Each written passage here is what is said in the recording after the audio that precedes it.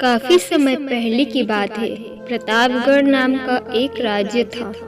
वहाँ का राजा बहुत अच्छा था, मगर राजा को एक सुख नहीं था।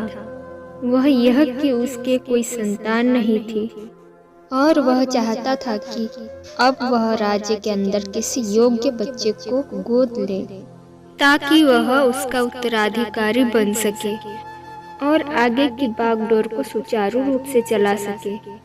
और इसी को देखते हुए राजा ने राज्य में घोषणा करवा दी कि सभी बच्चे राजमहल में एकत्रित हो जाए। ऐसा ही हुआ। राजा ने सभी बच्चों को पौधे लगाने के लिए भिन्न भिन्न प्रकार के बीज दिए और कहा कि अब हम 6 महीने बाद मिलेंगे और देखेंगे कि किसका पौधा सबसे अच्छा होगा।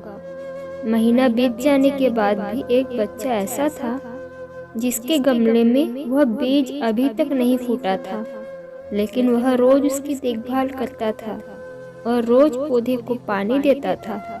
देखते ही देखते 3 महीने बीत गए। बच्चा परेशान हो गया। तभी उसकी माँ ने कहा कि बेटा धैर्य रखो, कुछ बीजों को फलने में ज्यादा वक्त लगता है। और वह पौधों को सींचता रहा। 6 महीने हो गए। राजा के पास जाने का समय आ चुका था, लेकिन वह डरा हुआ था कि सभी बच्चों के गमले में तो पौधे होंगे और उसका गमला खाली होगा। लेकिन वह बच्चा ईमानदार था और सारे बच्चे राजमहल में आ चुके थे। कुछ बच्चे जोश से भरे हुए थे क्योंकि उनके अंदर राज्य का उत्तराधिकारी बनने की प्रबल लालसा थी। अब राजा ने आदेश दिया। सभी बच्चे अपने अपने गमले दिखाने लगे, मगर एक बच्चा सहमा हुआ था क्योंकि उसका गमला खाली था। तभी राजा की नज़र उस गमले पर गई। उसने पूछा, तुम्हारा गमला तो खाली है। तो उसने कहा, लेकिन मैंने इस गमले के 6 महीने तक देखभाल की है। राजा उसकी ईमानदारी से खुश था कि उसका गमला खाली है, फिर भी वह हिम्मत करके यहाँ आ तो गया। सभी बच्चों के गमले देखने के बाद राजा ने उस बच्चे को सभी के सामने बुलाया। बच्चा सहम गया और राजा ने वह गमला सभी को दिखाया। सभी बच्चे जोर से हंसने लगे। राजा ने कहा, शांत हो जाइए, इतने खुश मत होइए। आप सभी के पास जो पौधे हैं वो सब बंजर है।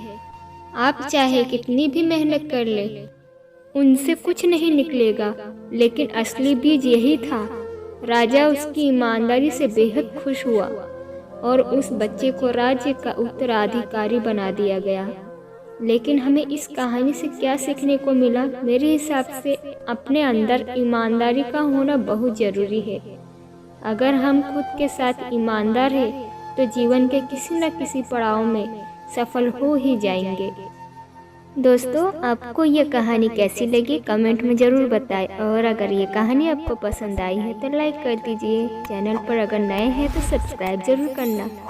दोस्तों, फिर मिलेंगे अगली कहानी के साथ।